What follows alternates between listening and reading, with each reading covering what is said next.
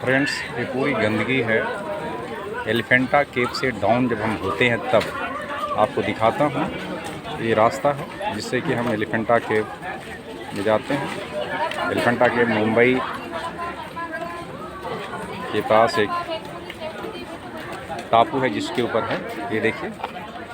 But इसके लिए कौन रिस्पॉन्सिबल है? ये जो गंदगी है उसे कौन हटाएगा, बताइए कौन हटाएगा? इतनी गंदगी है और यहीं पे लोग रह रहे हैं। हाइजीन सैनिटेशन के पॉइंट ऑफ व्यू से एडमिनिस्ट्रेशन को they must take care of it, they must look after the health hygienic condition of the environment at this place.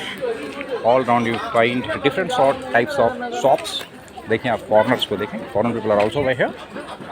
Hotels हैं, शॉप्स हैं, डिफरेंट आर्टिकल्स के हैं, very attractive and smart articles.